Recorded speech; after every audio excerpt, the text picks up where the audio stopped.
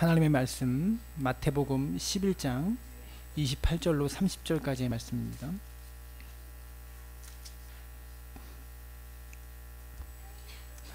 마태복음 11장 28절로 30절까지 있는 말씀입니다.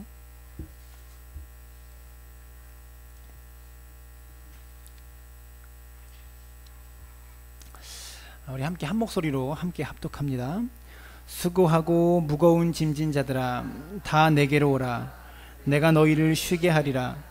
나는 마음이 온유하고 겸손하니 나의 멍에를 메고 내게 배우라. 그리하면 너희 마음이 쉼을 얻으리니 이는 내 멍에는 쉽고 내 짐은 가벼움이라 하시니라. 아멘. 오늘 말씀의 제목은 주보에 보시면 나오지만 뭡니까? 돈. 수고하고 무거운 짐진 자들아 다 내게로 오라. 여러분, 왜 우리가 인생이 수고하고 무거운 짐이 있습니까? 돈 때문이죠. 돈이 아니면 별다른 수고도 없고 무거운 짐도 없는데, 우리가 짊어지고 있는 대부분의 무거운 짐과 수고는 다 돈 때문입니다. 그것 때문에 힘들어서 주님을 찾기도 하고요, 그것 때문에 힘들어서 하나님께 나오는 거예요. 그것 때문에 힘들어서 신앙생활을 시작한다라는 것이죠. 우리가 살고 있는 시대는 돈이라는 것으로 모든 것의 가치를 평가하는 시대 속에 살고 있습니다. 한 나라를 두고 이 나라가 선진국이냐 후진국이냐를 평가할 때 무엇을 가지고 평가합니까? 돈 가지고 평가합니다. GDP라고 하는 국내 총생산 그것을 가지고 평가를 하죠. 회사를 평가할 때도 무엇으로 평가합니까? 회사의 연매출이나 순수익이나 주가를 가지고 판단합니다. 회사가 꿈꾸는 비전, 지향점 이런 게 둘째 문제고, 첫 번째 그 회사의 연매출이 얼마인가, 이게 회사를 평가하는 가장 중요한 덕목이라고 할 수 있죠. 개인의 능력도 돈 가지고 평가해요. 연봉이 얼만큼 되는가, 저 사람은 얼마나 버는가, 여러분 빚이 얼마나 있는가, 이거 가지고 개인의 능력도 평가하는 시대 속에 살고 있습니다. 여러분, 이 세상을 살아가면서 인간과 인간 사이에 어떤 문제가 생기고 갈등이 생기면 결국 뭘로 해결합니까? 돈으로 해결해요. 대화나 말로 해결하는 게 아니라 대부분 다 돈으로 해결합니다. 그래서 우리가 이런 말이 있죠. 얼마면 돼? 이런 말을 잘 하지 않습니까? 우리가 살고 있는 사회는요, 상대방에 대한 인정과 존중, 이런 것들을 표현할 수 있는 마땅한 수단이 돈 말고는 없는 것 같습니다. 예를 들어서 여러분 회사의 사장님이 한 해 동안 여러분 진짜 수고하셨습니다. 정말 수고한 직원을 두고 정말 수고 많았습니다.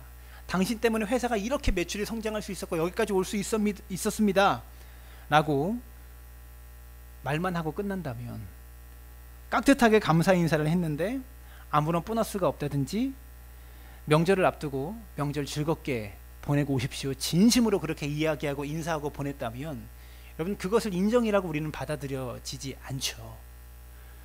왜 그렇습니까? 아무런 상여금이 없다면 나는 이 회사에서 존중받고 있다라는 생각을 갖지 않는다라는 겁니다. 여러분, 명절에 부모님들에게 자녀들이 세배를 하러 왔습니다. 세배하면서 그동안 낳아주시고 길러주셔서 정말 감사합니다라고 세배를 정중하게 했어요. 그리고 끝났다면 여러분, 자녀가 부모에게 할 도리를 다 한 겁니까? 왜 대답이 없으세요? 아니죠. 세배를 하고 자녀가 마땅히 감사의 마음을 무엇으로 표현해야 합니까? 돈 가지고 표현해야 돼요. 물론 부모에게는 그것이 필요 없다고 말할지라도 자녀된 도리로서 인사만 하고 끝난다면 그것이 도리를 다한 것은 분명히 아니라는 것이죠. 부모와 자녀의 관계 속에서 부모에게 감사를 표현하는, 나를 여지껏 키워주셔서 감사합니다라는 감사를 표현하는 사회적으로 합의된 방법, 법은 아니지만 사회적으로 합의된 방법이, 여러분 누구나 그 감사를 인정할 수 있는 적절한 수단이 돈이라는 겁니다. 여러분, 이게 우리가 살아가고 있는 시대의 모습이다라는 거죠. 부모에 대한 공경도 돈이고요, 사회에서의 인정도 돈입니다. 돈을 가지고 사람의 능력을 평가하는 것이 참 비인격적으로 느껴지는 것 같지만, 여러분 이미 저와 여러분도 거기에 젖어서 살아가고 있어요. 그것으로 남을 평가하고 있고요, 그것으로 다른 사람을 평가하고 있고 그렇다라는 것입니다. 돈이 유일한 기준이다. 돈이 절대적인 기준이다라고 말할 수는 없지만 무엇인가를 평가할 때 돈이 그것을 평가하는 기준이 되어진다, 척도가 되어줄 수 있다라는 점에서 우리 모두가 다 무언에 동의를 하고 있다라는 것이죠. 여러분, 그런 면에서 돈이 믿음의 척도이다 라는 말에 대해서 여러분 동의하십니까? 어떤 면에서는 맞습니다 라고 대답할 수도 있고요, 어떤 면에서는 아니다 라고도 대답할 수 있습니다. 아니다 라는 측면은요, 우리가 가진 소유에 돈이 많다고 믿음이 좋은 것은 아니기 때문에 돈이 믿음의 척도는 아니다 라고 말할 수 있지만, 그러나 여러분, 돈을 대하는 태도, 돈을 얼마나 정직하고 성실하게 버느냐, 그리고 이 돈을 얼마나 하나님께서 기뻐하시도록 이 돈을 사용하느냐, 여러분 여기에는요 내가 가진 믿음이 반영됩니다. 그렇지 않습니까?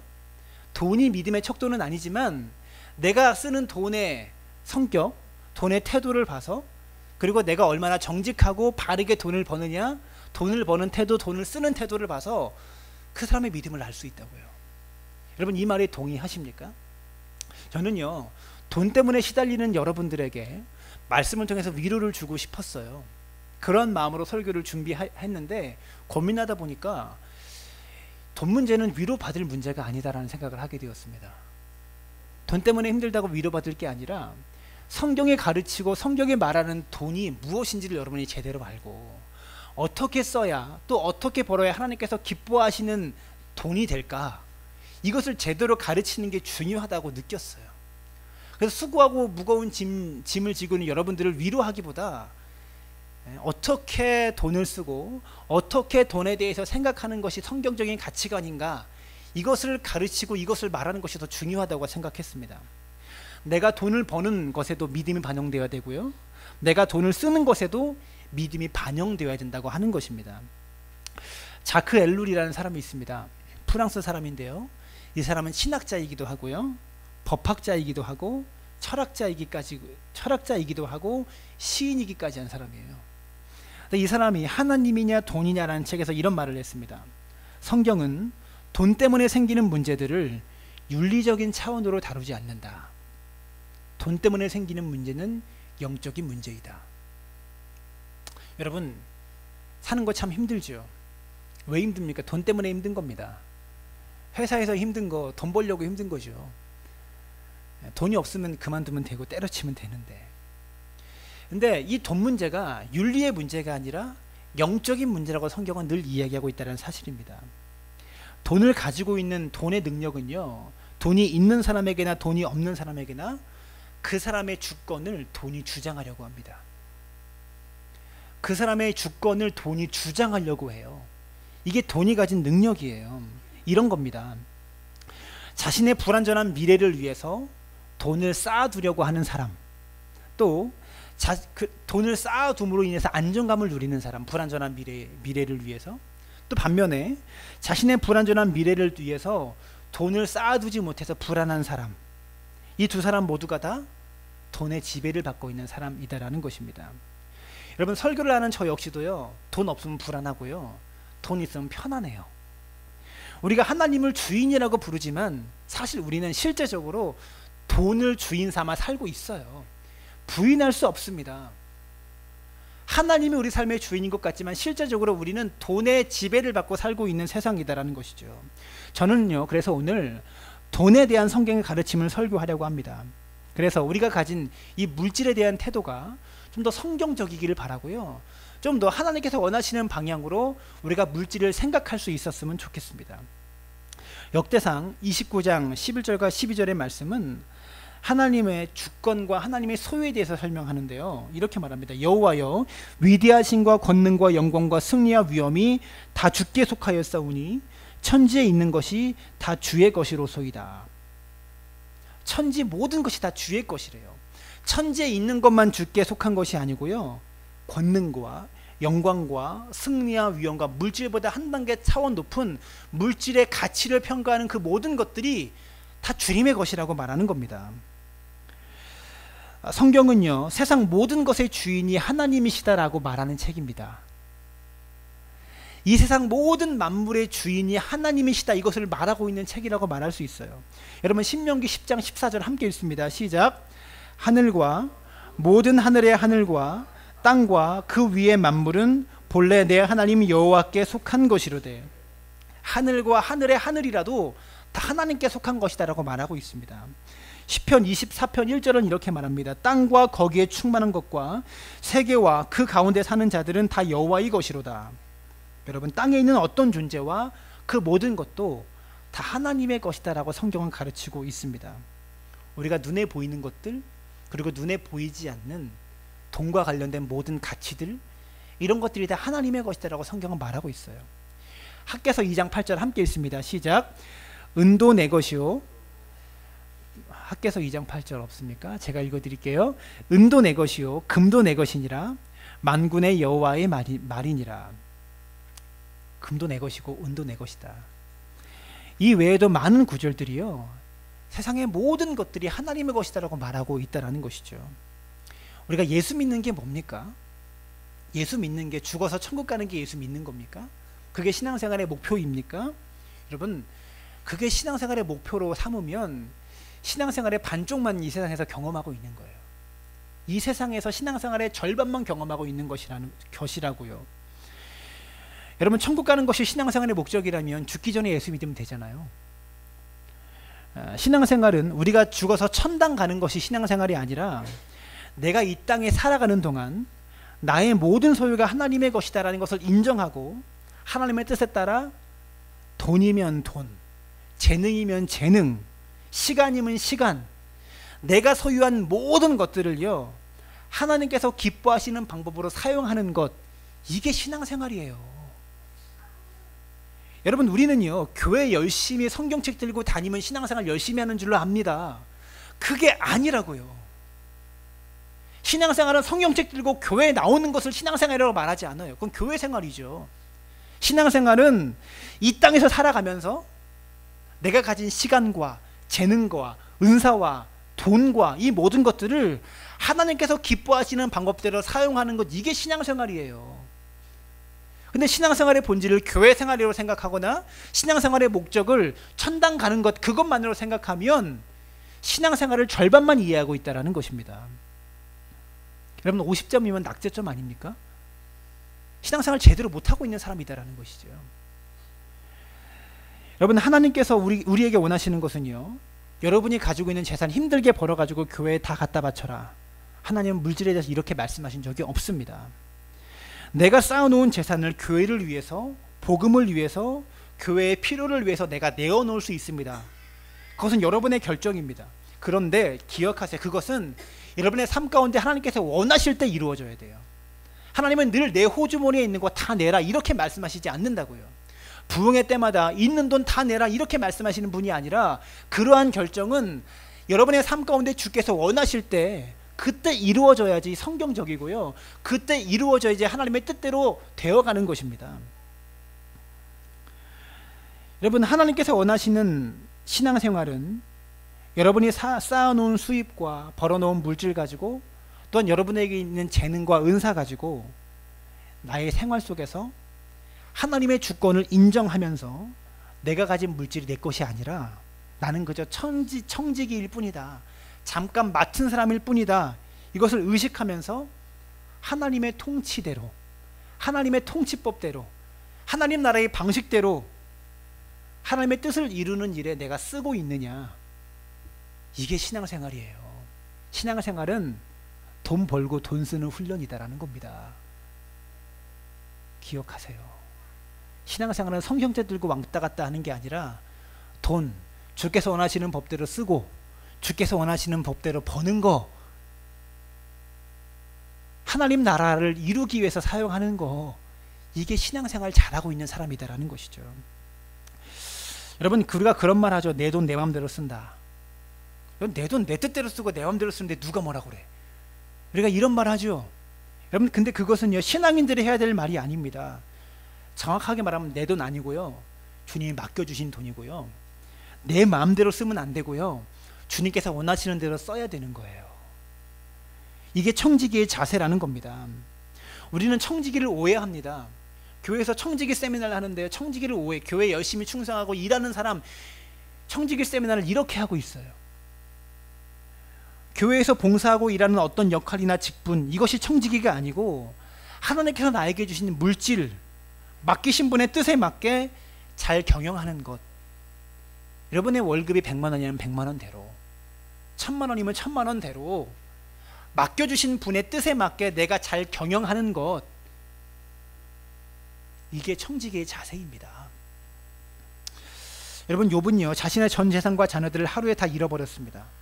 근데 성경은 욥에 대해서 이렇게 말합니다. 그가 어리석게 하나님을 원망하지 않았다.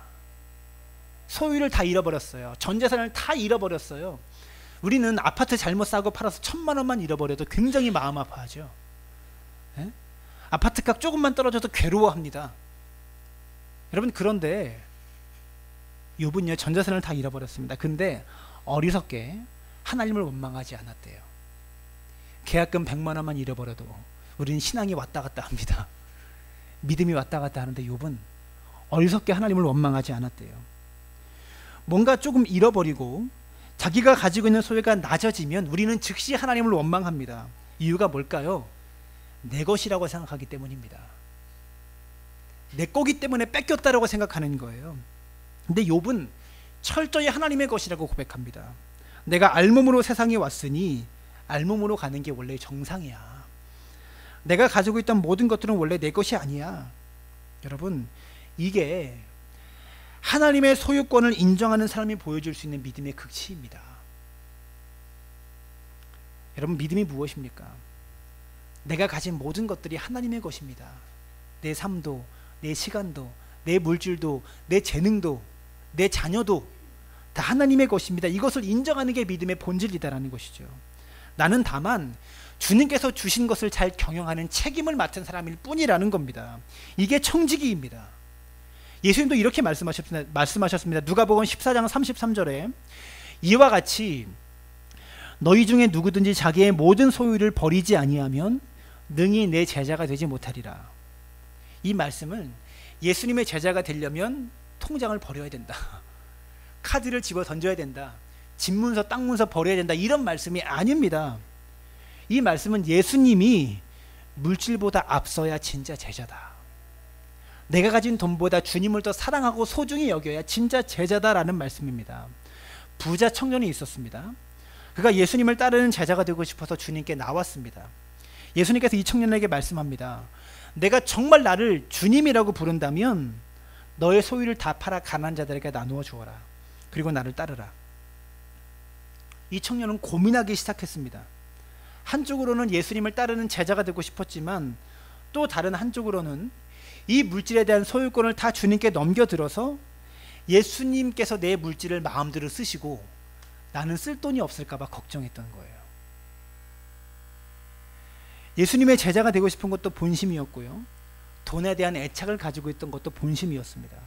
그래서 이 청년은요, 성경은 이렇게 말합니다. 재물이 많은 거로 근심하며 돌아갔다.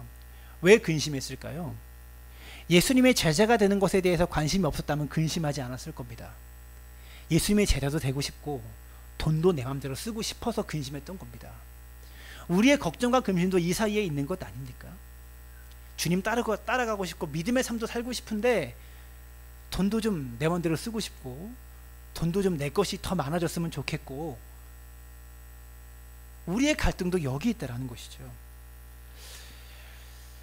저는요, 정말 지지리도 없는 사람이, 가진 것도 없고 배운 것도 없는 사람이 내 것 하면서 사는 모습 볼 때 참 안타깝습니다. 더 벌어야 돼, 더 가져야 돼. 진짜 가진 건 지지리도 없는 사람이 그렇게 사는 모습을 볼 때, 그런 태도로 인생을 사는 것을 볼 때 참 안타깝다라는 겁니다. 우리가 정말 예수님의 제자가 되고 예수님을 주님이라고 부른다면 이 돈 문제를 넘어서야 돼요. 일터에서도 내 삶 속에서도 이 돈 문제를 넘어서야 합니다. 돈 문제 넘어서지 못하면 믿음의 길을 걸을 수 없어요. 돈 문제를 뛰어넘지 못하면 예수님의 제자가 될 수 없고요, 신앙인 자체가 불가능한 거예요. 성립될 수 없는 거예요. 내 소유도 내 시간도 내가 배운 모든 것들도 하나님의 것이다, 이렇게 생각할 수 있어야 합니다. 그럼 우리가 이런 질문을 할 겁니다. 내 소유를 모두 다 하나님의 뜻대로 써야 한다면 내 인생은 뭐야? 내가 가진 모든 것들을 다 주님을 위해 써야 한다면 내 소유권은 뭐야? 이렇게 생각할 수 있죠. 여러분, 하나님께서 우리에게 너의 모든 소유가 내 것이다 라고 말씀하신 이유는 하나님을 위해서가 아니라 우리를 위해서 그렇게 말씀하시는 겁니다. 우리는 내 소유권을 주님께 넘겨드리면 주님께 다 뺏긴다고 생각합니다. 여러분, 그런데 성경의 메시지는 무엇입니까? 하나님의 돈이 왜 필요하냐? 창조주이신 하나님께서 돈이 필요하면 돈 만들면 되지, 전능하신 능력으로. 하나님의 돈이 왜 필요하냐? 능력이 많으신 하나님이 너희의 지식과 너희의 능력과 너희의 물질이 왜 필요하냐, 이렇게 말씀하고 있다는 겁니다. 여러분, 하나님께서 우리에게 너희의 소유가 내 것이야 라고 말씀하시는 이유는요, 하나님께서 가지고 계신 그 소유권을 가지고 우리에게 공급해 주시기 위해서 너희의 물질이 내 거야 라고 말씀하시는 거예요. 그래서 하나님의 소유권만 생각하면 하나님을 오해하게 됩니다. 우리가 두 번째로 생각해야 될 것이 무엇이냐면, 하나님은 우리 삶의 공급자시다라는 겁니다.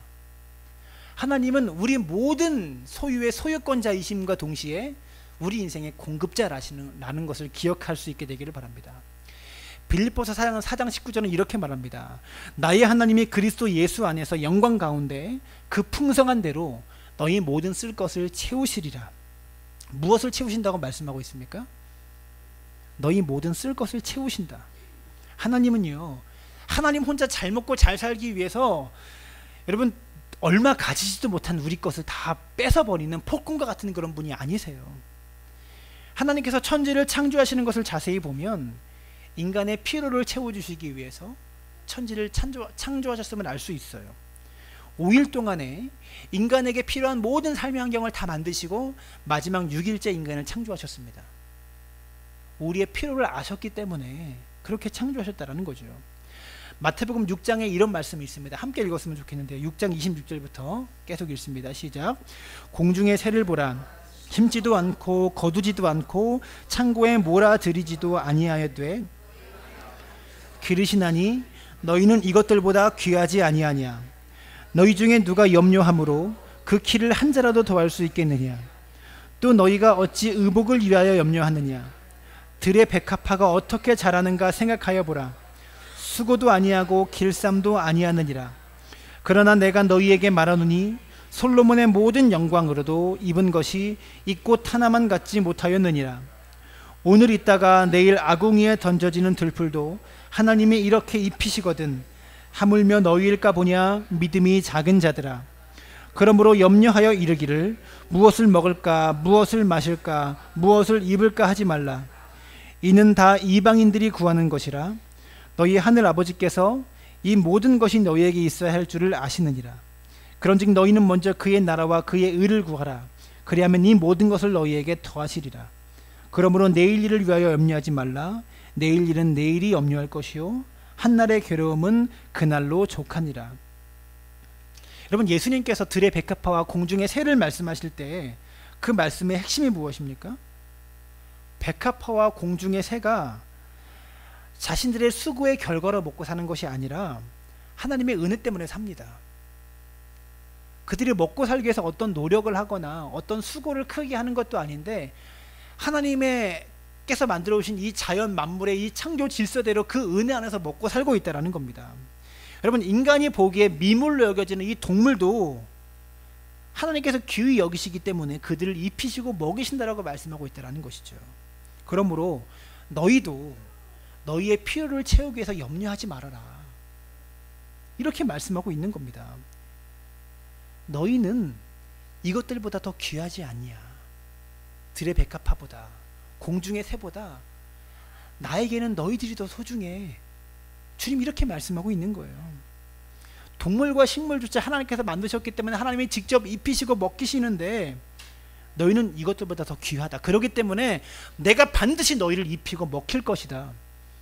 먹일 것이다. 먹힐 것이다가 아니라, 여러분, 그러므로 내일을 위해서 염려하지 말라. 한날 괴로움은 그날로 족할 것이요 내일 일은 내일이 염려할 것이다. 너희가 염려할 게 아니라 내일이 염려해라. 이렇게 말씀하고 있다는 겁니다. 우리 예수 믿는 사람들은요, 노동을 해야 먹고 살 수 있습니다. 그렇죠. 인류가 타락한 이후로 하나님은 아담에게 명령하셨습니다. 땀을 흘려야 네가 먹고 살 수 있을 것이다. 농사를 지어야 땅이 엉겅퀴와 가시를 낼 것이다. 그러면서 이 밭을 기경하면서 땀을 흘려야 내가 먹고 살 것이다. 이게 하나님의 섭리라는 것이죠. 그래서 노동이라는 것이요, 한쪽으로는 저주의 상징입니다. 우리 인생에. 또 한편으로는요, 그래도 먹고 살 수 있는 길을 열어주신 은혜의 상징입니다. 죄 가운데 타락한 우리들에게 하나님께서 또 다른 방편으로 주신 은혜의 상징이 노동이다라는 겁니다. 우리가 이 세상을 살아가면서 어떤 노동을 하든지 하나님이 우리 인생의 공급자가 되시는 거예요. 우리의 직장에서 우리의 고용주는요, 여러분의 직장의 사장, 고용주 이런 사람들은 하나님께서 우리의 필요를 공급해 주시는 통로로 쓰실 뿐이지 그가 진짜 고용주가 아니고 그가 진짜 사장이 아니라는 겁니다. 그를 통해서 하나님의 필요를, 우리의 필요를 공급해 주시는 통로로 사장님을 사용하실 뿐이지 우리 인생의 진정한 공급자는 주님이시다는 것을 기억해야 됩니다. 이 믿음이 우리에게 있어야 돼요. 직장 생활을 하면서 우리는 실직을 경험하고 이직을 경험하죠. 일자리가 없는 게 참 큰 어려움과 아픔입니다. 이런 것을 두고 고민하고 염려합니다. 왜냐하면 실직과 이직 이런 것들은 내 삶의 안정감을 뺏어가 버리기 때문에 그렇죠. 실직은 상당히 두려운 일입니다. 그런데 우리는 이것을 생각해야 됩니다. 실직이라는 것이 성경적으로 무엇을 의미하는가, 이런 거 고민해 본 적 있으세요? 이런 거 고민해 본 목사가 있을까 모르겠어요. 실직이 성경적으로 무엇을 의미할 것인가. 여러분, 하나님께서 나를 사랑하시지 않아서 직장을 잃게 했다, 이런 것이 아니라 공급자 되신 하나님께서 나의 필요를 채워주시기 위해서 공급의 통로를 바꿔주시는 겁니다. 이 고백에 아멘이 돼야 돼요. 공급에 하나님께서 나를, 사장님이 공급해 주는 게 아니라 하나님이 공급해 주시는 거잖아요. 이 공급의 통로를 주님께서 틀으시는 것이고 바꾸시는 것이에요. 이게 성경에 말하는 성경적인 실직의 자세라는 것이죠. 우리는 대부분 하나님의 공급이 정기적인 월급의 형태로 나에게 와야 된다고 생각합니다. 그러나 이스라엘 백성들을 생각해 보면 그들이 애굽에서 종살이 할 때 종살이를 하면서 고기 가마 곁에서 그들을 먹고 살게 하셨습니다. 그거 누가 공급한 걸까요? 애굽의 바로 왕이 공급한 겁니까? 하나님이 공급해 주신 거예요. 그런데 이들이 애굽에 나와서 광야로 들어갑니다. 쉽게 말하면 일자리를 잃어버린 겁니다. 자유는 얻었지만 그들이 실직자가 돼버린 거예요. 여러분, 그런데 광야로 들어와서 자기들이 준비해 간 한 일주일 정도의 음식이 다 떨어지는 순간 두려워하면서 불평합니다. 그때 이들이 무엇을 먹었습니까? 하늘의 만나로 이들을 하나님이 먹이셨어요. 공급의 통로가 바뀌었어요. 무슨 말일까요? 공급자는 바뀌었지만 공급자는 바뀌지 않았습니다. 다만 공급의 통로가 바뀌었을 뿐이라는 것이죠. 그 후에 40년 동안 광야에서는 만나를 먹이셨고 가나안 땅에 들어가서 무엇으로 먹이셨습니까? 더 이상 만나가 내리지 않았을 때 이스라엘 백성이 굶어 죽었습니까? 아닙니다. 그의 첫 소출이 날 때까지 만나를 먹었고요. 첫 소출이 가나안 땅에 들어가서 농사를 지을 수 있었잖아요. 농사를 지을 때까지는, 추수를 할 때까지는 먹을 게 없으니까 그때까지는 계속 하나님께서 만나를 주셨고, 추수가 시작되고 나서 그 다음에부터는 만나가 더 이상 내리지 않았어요. 자신들이 일을 해서 먹고 살았다라는 겁니다. 여러분, 하나님의 기적이 끊어진 것도 아닙니다. 복이 끊어진 것도 아닙니다. 그저 공급의 통로만 바뀌었을 뿐입니다. 애굽에서, 광야에서, 가나안 땅, 이 모든 것들이 공급의 통로만 바뀌었을 뿐이지 공급자이신 하나님은 여전히 그들에게 공급해 주셨다라는 겁니다. 여러분, 공급의 통로는 언제든지 바뀔 수 있습니다. 내가 원했던 안정감을 얻었던 공급의 통로가 어느 날 갑자기 끊어질 수 있습니다. 그런데 그것 때문에 하나님 앞에 눈물로 나와서 하나님, 내게 왜 이러십니까? 내가 죄 지었습니까? 내가 저주를 받은 것입니까? 이렇게 기도할 것이 아니라, 하나님께서 나를 사랑하셔서 뭔가 새로운 차원으로 나를 이끌어 가시는구나. 애국과는 다르게, 만나와 메추라기를 주셨던 광야의 생활 방식과는 다르게 또 다른 방법으로 나를 이끌어 가려고 하시는구나. 이런 믿음의 기대를 가지고 하는 기도가 필요하다라는 거예요. 하나님, 왜 이렇게 나에게 어려움을 주십니까? 이게 아니라, 저는 여러분들이 이 자세를 가질 수 있었으면 좋겠어요. 돈 때문에 힘들어하고, 사업이 안 돼서 힘들어하고, 직장을 잃어서 힘들어하는 여러분들이요, 하나님께서 주시는 또 다른 기대감을 가지고 믿음으로 기도해야지, 너무 힘들어요, 너무 괴로워요, 이것 가지고 기도할 게 아니라. 여러분, 세상을 살아갈 때 물질이 참 중요합니다. 근데 이 물질에 대한 주권이 하나님께 있다라는 믿음을 가지게 될 때 우리는 세상 사람들이 절대로 느끼지 못할 물질에 대한 자유함을 느낄 수가 있다는 것이죠. 진짜 물질에 대한 자유함을 느낄 때 믿음이 시작되는 거예요. 진짜 하늘에 속한 사람으로 살아갈 수 있게 되는 겁니다. 여러분, 살다 보면 내가 할 수 있는 일이 있고요, 내가 할 수 없는 일이 있어요. 내가 할 수 없는 일은 뭡니까? 돈을 내 마음대로 벌 수 있는 건 아니잖아요. 그죠? 오늘 내가 200만 원 벌었는데 다음 달부터 내가 400만 원 벌 거야, 결심한다고 그게 안 되잖아요. 내가 할 수 없는 일입니다. 내가 할 수 있는 일은 무엇입니까? 쓰는 건 내 마음대로 쓸 수 있어요. 버는 건 내 마음대로 조절이 안 되는데 쓰는 건 내 마음대로 조절이 된다는 겁니다. 근데 어떤 사람들은요, 자기가 할 수 있는 일에 대해서는 게으르고요, 자기가 할 수 없는 것에 대해서 부주라는 사람이 있어요. 돈을 많이 버는 건 내 마음대로 안 되잖아요. 여기에 대해서는 굉장히 부지런한데요, 내 마음대로 할 수 있는 돈을 쓰는 것에 대해서는요, 게으르겠습니다. 막습니다. 할 수 있는 것에 최선을 다해야 되는데 할 수 없는 것에 최선을 다해서 사는 것이 우리의 돈 버는 태도 방식이다라는 것이죠. 주님 우리에게 이렇게 말씀하십니다. 너희 염려를 주께 맡겨라. 그래서 오늘 우리가 읽은 본문 마태복음 11장 28절 이하를 보면요, 수고하고 무거운 짐진 자들아 다 내게로 오라. 내가 너희를 쉬게 하리라. 나는 마음이 온유하고 겸손하니 나의 멍에를 메고 내게 배우라. 그리하면 너희 마음이 쉼을 얻으리니 이는 내 멍에는 쉽고 내 짐은 가벼움이라. 주님 말씀하십니다. 너희의 짐을 내려놓아라. 그 짐은 너희가 짊어지고 갈 짐이 아니야. 돈 버는 것, 돈 많이 버는 것, 오늘보다 내일 더 크게 버는 것, 이건 니들이 질 짐이 아니야. 여러분, 걱정은 돈 많이 벌지 못해서 걱정이잖아요.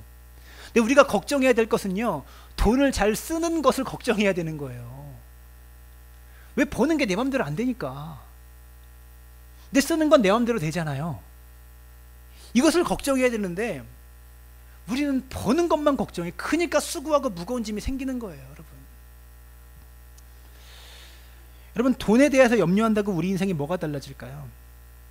여러분, 돈에 대해서 그렇게 염려하고 살면서, 많이 벌려고 염려하고 살면서 뭐 달라진 거 있습니까? 똑같은 모습과 모양으로 여지껏 살았잖아요. 그렇게 생각만 많이 하고 고민만 많이 하고. 예수님 이렇게 말씀하십니다. 너희가 염려함으로 너희 키를 한 달이라도 더 할 수 있느냐? 너희가 염려함으로 너희 목숨을 하루도 연장할 수 있느냐? 할 수 없잖아. 들의 백합 봐봐. 공중의 새를 봐라. 내가 입히고 내가 먹이잖아. 너희는 그런 거 염려하지 말고 내게로 와서 나의 멍에를 베고 내게 배워라. 그러면 너희 마음이 힘을 얻게 될 거야. 물질 참 중요합니다. 돈 참 중요합니다. 그런데 돈 버는 짐은 우리가 짊어져야 될 짐이 아니에요. 돈 쓰는 짐을 우리가 짊어져야 될 짐이지, 돈 버는 짐은 내가 짊어져야 될 짐이 아니라는 거 기억하셨으면 좋겠습니다. 저는 목사라서 참 감사한 게요, 돈을 벌 수 없잖아요. 늘 정해진 수입만 받잖아요.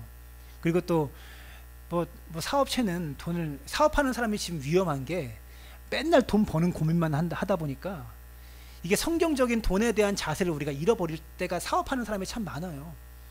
돈 버는 것 때문에 고민할 게 아니라 돈 쓰는 것 때문에 잘 쓰려고 고민해야 되는데, 저는 목사라서 버는 것 고민할 필요가 없습니다. 주는 대로 받습니다. 근데 제가 할 수 있는 게 돈을 버는 건 할 수 없잖아요. 돈을 쓰는 건 내 맘대로 된다고요. 지출을 줄이고 어떻게 쓸 것인가를 우리는 고민해야 되는데, 어떻게 벌 것인가를 고민하다 보면 원하지 않는 수고하고 무거운 짐이 생긴다고요. 물질 참 중요합니다. 돈 참 중요합니다. 근데 돈 버는 짐은요, 내가 짊어지고 가야 될 짐이 절대 아니라는 것을 여러분 기억하셨으면 좋겠습니다. 성경을 가르치는 목사로서 이것만큼은 여러분이 꼭 기억하셨으면 좋겠어요. 너희는 이것들보다 귀하지 아니하냐. 들의 백합화보다, 공중의 새보다 너희는 더 귀하지 아니하냐. 한 영혼이 천하보다 귀하다고 말씀하셨습니다. 온 세상보다 여러분이 더 귀하다고 말씀하셨다는 것이죠.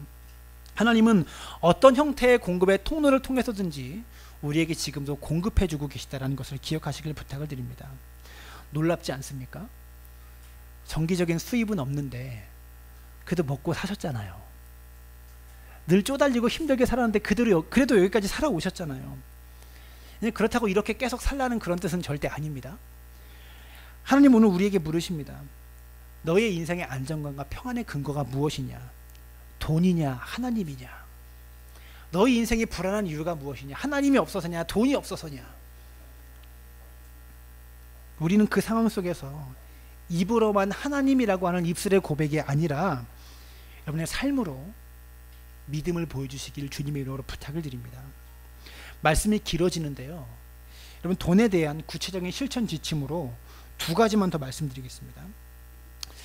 조직과 기관에서 예산을 정하듯이 여러분이 돈을 쓸 때 어디다 쓸 것인가 예산을 먼저 정해야 돼요. 제가 이 자리에 있는 성도님들에게 지난달에 얼마큼 쓰셨습니까? 라고 묻는다면 뭐라고 대답하시겠습니까? 쓸 만큼 썼어요. 쓸 때 있어서 썼어요. 다 이렇게 말할 겁니다. 정답입니다. 누구나 다 돈은 1,000만 원 벌어도 1억 벌어도 쓸 만큼 쓰고요. 다 쓸 때 다 씁니다. 누구나 그래요.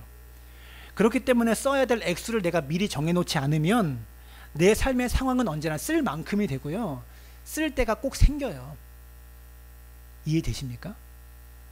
내가 써야 될 돈을 내가 제한해 놓지 않으면 내 삶의 상황은 언제나 써야 될 자리를 만들어 놓고요. 써야 될 상황을 만들어 줘요. 근데 우리가 쓸 돈을 정하는 예산을 세우는 부분에서도 세 가지 기준이 필요합니다. 이 성경적 재정 교육에서도 함께 했는데요. 따라해 볼까요? 의무, 투자, 생활. 의무적으로 써야 될 돈이 있어요. 세금 안 내면 안 되죠. 또 신앙적으로는 하나님께 드리는 11조 또 하나님께 드려야 되죠. 그 다음에 내가 가지고 있는 빚을 해결하기 위한 뭐 대출금, 대출 이자, 이거 의무적으로 내야 되는 겁니다. 아이들 학교 등록금 꼭 내야 되고, 유치원비 안 내면 안 되는 거예요. 이거 의무를 아는 거예요. 감옥 가고 죄인 되는 거예요. 빚쟁이 되는 거예요. 안 하면 안 되는 겁니다. 무조건 내 생활비에서 무조건 감당해야 되는 겁니다. 첫 번째 지출로 놔야 되는 것이고요. 그 다음 두 번째 투자가 있습니다. 두 번째 순서로 지출을 놔야 될 것이 투자입니다. 투자는 내 미래의 어떠한 때를 위해서 쌓아두는 겁니다. 저축이나 보험 같은 것이죠. 세 번째는 생활입니다. 생활비를 말해요. 그야말로 이 세 가지 큰 영역을 정해놓고 예산을 정해야 되는 거예요. 우리가 가계부를 쓸 때 가계부를 쓰는 것 중에서 별 의미가 없는 가계부가 뭐냐면 어디에 얼마 썼는가 이것만 기록하는 거예요. 콩나물 500원, 뭐 고등어 3,000원, 고등어가 3,000원 맞나요? 돼지고기 한 근 10,000원, 이런 거 쫙 나열해서 적어 놓는 거 의미 없는 가계부예요. 그리고 기록해서 뭐 하려고요? 아무 의미 없습니다. 어디에 얼마를 썼는지를 기록하기 위해서 가계부를 쓰는 게 아니고요.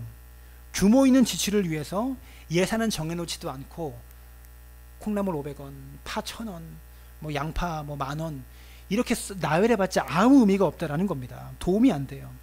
내가 얼만큼 어디에 쓰겠다, 의무를 위해서 얼만큼, 투자를 위해서 얼만큼, 생활을 위해서 얼만큼 쓰겠다라는 이런 예산을 정해놓고 지출을 해야 규모 있는 생활을 할 수 있다는 겁니다.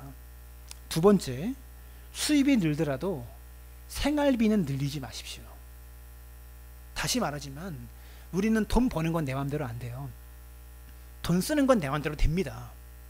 늘 돈 버는 것만 고민해서 우리가 문제인데 사실은 돈 쓰는 것을도 고민해야 된다는 겁니다.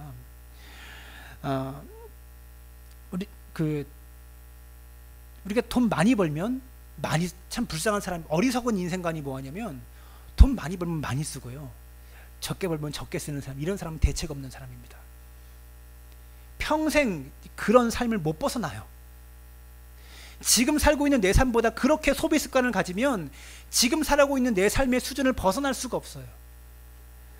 우리가 좀 더 많은 수입을 원하는 이유는요, 더 많은 생활비를 가지려고 많이 벌고 싶어 하는 것이거든요. 근데 하고 싶은 일에 돈 다 쓰고 돈이 남아서 저축하는 사람 아무도 없습니다. 내가 쓰고 싶은 거 다 쓰고 돈 남아서 저축하는 사람은 세상에 그 누구도 없어요. 삼성도 그렇게 안 돼요. 아십니까? 대기업도 그렇게 안 돼요. 현실적인 대안은요, 우리가 수입을 바꿀 수 없지만 지출을 바꿀 수 있습니다. 돈 문제에 관해서 지출을 조절해야 되는 거예요. 우리가 가지고 있는 방법이 그거밖에 없다라는 겁니다. 누가 나한테 수입을 늘려주는 것이 아니기 때문에 지혜로운 사람은요, 수입이 느는 것을 기대하는 게 아니라 씀씀이를 줄이는 것을 기대하는 것, 이게 지혜로운 사람이다라는 것이죠. 지출을 얼마나 잘할까, 규모 있게 할까, 이것을 고민하는 게 지혜로운 사람이다라는 겁니다. 여러분, 지출이라는 게 아까 말했지만 의무, 투자, 생활, 이 세 가지가 있는데 의무는 그 누구도 손대면 안 됩니다. 무조건 지출해야 돼요. 세금 안 내면 감옥 가야 되고요, 빚 갚지 않아도 감옥 가야 돼요. 애들 교육비 안 내면 애들 교육 못 받아요. 의무는 무조건 해야 되는 겁니다. 우리가 손댈 수 있는 영역은 투자와 생활, 이 두 가지 영역, 미래를 위한 투자와 지금 당장 생활을 위한 이 두 가지 영역밖에 없는데, 투자를, 미래를 위해서 저축을 많이 하고 투자를 많이 하면 당장 내 생활이 어려워지고요, 지금 내 생활비를 많이 쓰면 미래를 위한 투자와 저축 때 못해서 미래가 불안해져요. 여러분, 감리교 창시자였던 요한 웨슬레 목사님의 재정 원칙이 있었다고 합니다. 웨슬레 목사님께서 이렇게 설교를 하러 다니잖아요. 처음에 30파운드의 수입이 있을 때 생활비를 24파운드 쓰셨다고 해요. 30파운드의 수입이 있을 때 생활비로 24파운드를 쓰셨어요. 그리고 6파운드를 미래를 위해서 저축해 두셨다고 합니다. 근데 요한 웨슬레 목사님이 유명한 목사 아니었겠습니까? 그 당시에도. 지금도 감리교의 창시자고, 우리 웨슬리안 신학의 뭐 침례교, 구세군, 우리 성결교 이런 교단의 창시자뻘 되는 그런 분인데, 목사님의 수입이 나중에 좀 늘지 않겠습니까? 2배가 되어서 60파운드의 수입이 되었을 때 웨슬레 목사님이 여전히 지출로 한 달 생활비로 24파운드를 쓰셨다고 합니다. 그리고 나머지 36파운드를 미래를 위해서 저축하셨다고 해요. 또 수입이 늘었어요. 120파운드로. 그때 생활비를 얼마 썼을까요? 여전히 24파운드만 쓰고 나머지 96파운드는 투자하고 저축했다는 겁니다. 만약에 우리가 이러한 삶의 원칙을 가지고 살아갈 수 있다면, 지금 여러분이 조금 힘들지는 몰라도 5년, 10년 지난 후에는 지금보다 훨씬 안정되게 삶을 살아갈 수 있고요, 여러분의 삶의 그릇이 지금보다는 더 커져 있을 겁니다. 사람들은 100만 원 벌면 이것 쓰고 저것 쓰고 쓸 만큼 다 쓰고 필요한 데 쓰고 남는 게 없어요. 그러다가 200으로 수입이 늘면 이것 쓰고 저것 쓰고 쓸 만큼 다 쓰고 필요한 데 다 쓰고 남는 게 없어요. 그러다가 500만 원 벌어도 이것저것 다 쓰고 쓸 만큼 쓰고 필요한 데 다 쓰고 또 남은 게 없어요. 한 번 늘어난 지출의 규모를 줄이는 것은 불가능합니다. 못 줄여요. 5만 원짜리 옷을 입었던 사람이 수입이 조금 늘었다고 10만 원짜리 사 입기 시작하면 그 집은 나만 하는 게 없어요. 지금 수준을 벗어날 수가 없다라는 겁니다. 그래서 수입이 늘더라도 생활을 위한 지출에 대해서는 가능한 최소한으로 늘리는 것이 지혜롭게 자기의 삶을 경영하는 방식이라는 것을 기억하셨으면 좋겠습니다. 말씀을 맺겠습니다. 저는 목사로서 여러분의 삶에 물질의 안정과 풍요가 있기를 바랍니다. 그래야지 저도 잘 살아요. 여러분이 잘 살아야 저도 잘 사는 거예요. 그래서 여러분들이 물질적으로 안정과 풍요와 풍부함이 좀 있기를 부탁드립니다. 그렇게 축복합니다. 근데 그것은요, 저절로 주어지는 게 아닙니다. 하늘로부터 감 떨어지듯이 언젠가 나에게 하나님 돈을 쏟아 부어주세요, 이럴 게 아니라 내게 주어진 것에 감사하며 자족하고 잘 관리하고 잘 지출하며 살아가는 것, 그러면서 내 삶의 그릇을 조금씩 넓혀갈 때 하나님께서 나에게 더 많은 것들을 맡기실 때가 온다는 것을 깨달을 필요가 있습니다. 돈 벌려고 노력한다고 해서 벌어지는 게 아니잖아요. 여러분, 오늘 설교에 왜 이렇게 시무룩하십니까? 다들 표정이 고개를 팍 숙이고, 다들 돈 얘기하니까 그러신가? 다들 시무룩하신데, 하늘 쳐다본다고 하나님 나에게 돈 좀 많이 주세요 기도한다고 돈 늘어나지 않습니다. 주님께서 원하시는 게 그런 방식이 아니에요. 주님께서 그런 방식으로 여러분에게 부자 되길 원하지 않으신다고요. 우리는 그렇게 말합니다.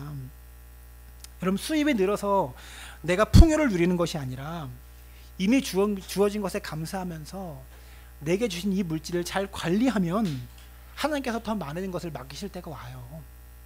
지금보다 수입을 더 늘려주실 때가 와요. 다만 성실하지 못한 내가 문제예요. 바르게 쓰지 못한, 규모 있게 쓰지 못한 내가 문제라는 겁니다. 우리는 그렇게 말합니다. 돈 있어야 돈을 벌죠. 사실 세상은 돈 있으면 돈 법니다. 투자할 게 있어야 투자를 하죠. 근데 여러분, 투자 안 해도 돼요. 돈 안 벌어도 돼요. 안 벌어도 돈 많이 벌려고 노력하지 않아도 돼요. 둘째 문제예요. 지금 내게 있는 것, 내가 가진 것 잘 관리하지도 못하면서, 내게 주어진 것 관리할 그릇도 안 되면서 투자하는 것 머리만 아플 뿐이에요. 번뇌와 근심만 쌓아갈 뿐입니다. 물질적인 풍요로움은 내가 소망하고 기도한다고 되는 것이 아니라 성경의 가르침을 내가 잘 받아들여서 생각을 바꾸고 관점을 바꾸고 행동하는 소비 습관을 바꿔야 우리 삶의 물질적인 안정도 나에게 찾아온다는 것을 기억하셨으면 좋겠습니다. 우리 모두 하나님 말씀 잘 청종하여서 지금 여러분에게 맡기신 것에 감사하고 자족하면서 남의 것 탐내지 말고, 저 사람은 저렇게 사는데 왜 나는 왜 이렇게 사나, 이렇게 고민하고 근심하지 말고 지금 내게 있는 것 잘 관리하면서 여러분의 그릇을 점점 넓혀갈 수 있게 되기를 주님의 이름으로 축원합니다.